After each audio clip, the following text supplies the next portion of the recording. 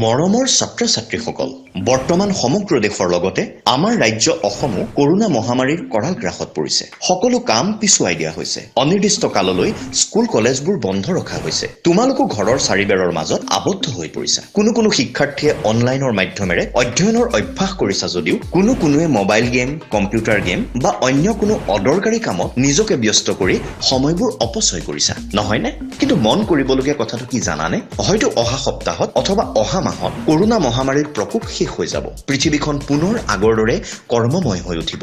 বন্ধ হৈ থকা বিদ্যালয় মহাবিদ্যালয়সমূহো খুলি দিয়া হ'ব। আৰম্ভ হ'ব পুনৰ গতানুগতিক শিক্ষা জীৱন। গতিকে এতিয়া বিদ্যালয় বন্ধ বুলি যদি তোমালোকে পঢ়া শুনা কৰি নাথাকা, তেনেহলে পৰিস্থিতি ভাল হোৱাৰ পাছত তোমালোক জানো পিছ পৰি নাযাবা? তেতিয়া অনুশোচনা কৰি জানো কিবা লাভ হ'ব? গতিকে এই সময়ত পৰিস্থিতিৰ লগত খাপ খোৱা এটি ধৰ্মীয় কাহিনী তোমালোকক ক'বলৈ মন গৈছে। কাহিনীটো শুনিলে হয়তো বুজিব পাৰিবা তোমালোকে এই সময়ত কি কৰা উচিত। এবাৰ ইন্দ্ৰ দেৱতাৰ কৃষকৰ ওপৰত বহুত খং উঠিছিল। সেয়েহে তেওঁ ঘোষণা কৰিলে যে 12 বছৰলৈকে পৃথিৱীত বৰষুণ নহ'ব। ফলত খেতিয়কসকলে খেতি বাতি কৰিব নোৱাৰিব।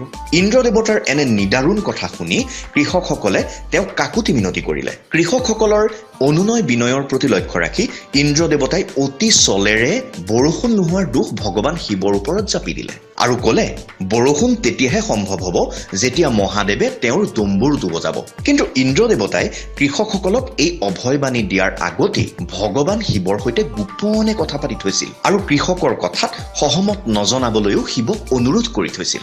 যেতিয়া খেতিয়কসকলে বৰষুণ দিবৰ বাবে অনুৰোধ কৰিবলৈ শিৱৰ ওচৰ পাইছিলগৈ, তেতিয়া শিৱয়ো ক'লে সেই একেটাই কথা যে বৰষুণ তেতিয়া হ'ব যেতিয়া তেওঁ 12 বছৰৰ পাছত ডম্বৰুটো বজাব। মহাদেৱৰ পৰাও নিৰাশজনক কথা শুনি কৃষকসকল ঘৰলৈ ঘূৰি আহিল। উপায়বিহীন হৈ সিদ্ধান্ত ল'লে যে সকলোৱে 12 বছৰ কাল অপেক্ষা কৰিব। কিন্তু তেওঁলোকৰ মাজৰে এজন কৃষকে নিয়মিতভাৱেই তেওঁৰ কামখিনি কৰি গ'ল। মাটি চহোৱাই নহয়, আনকি তেওঁ বীজো ৰোপণ কৰি থাকিল। অন্য কৃষকসকলে এই কাণ্ড দেখি সেই কৃষকজনক ঠাট্টা মস্কৰা কৰিবলৈ ধৰিলে। কোনো কৃষকে সুধিলেও যে তেওঁ নিজৰ সময় আৰু শক্তি কিয় এনেদৰে ক্ষতি কৰিছে, যি নেকি তেওঁ জানে যে 12 বছৰলৈকে পৃথিৱীত বৰষুণেই নহয়।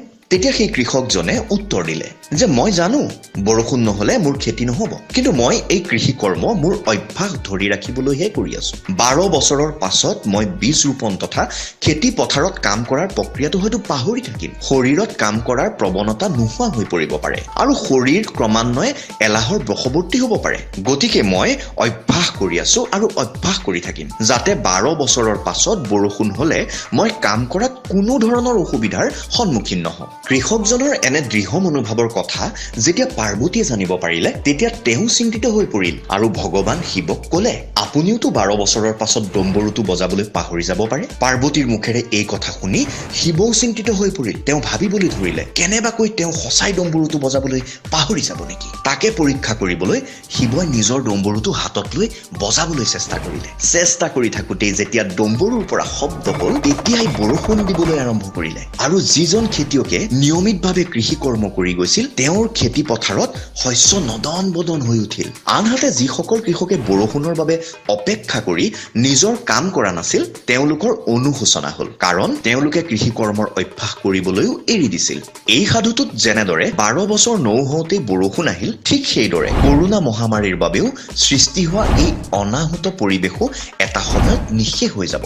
গতিকে কৰোনা মহামাৰীৰ নিঃশেষ হোৱালৈ বাট চাই থকাতকৈ যিয়ে যি শ্ৰেণীত পঢ়ি আছা বা যিটো শ্ৰেণীলৈ উত্তীৰ্ণ হবা, সেই শ্ৰেণীৰ অধ্যয়ন অব্যাহত ৰখাটো উচিত। কিতাপৰ পাঠসমূহ অধ্যয়ন কৰি নিজৰ মেধা শক্তি বিকাশ কৰা উচিত। সময়ৰ সদ্ব্যৱহাৰ কৰি সঞ্চিত জ্ঞানৰ পৰিসৰ আৰু অধিক বৃদ্ধি কৰাটোহে উচিত কাম, কাৰণ ডম্বৰু যিকোনো সময়তে বাজিব পাৰে। সেয়েহে অভ্যাস কৰি থকাটো অত্যন্তই প্ৰয়োজনীয়।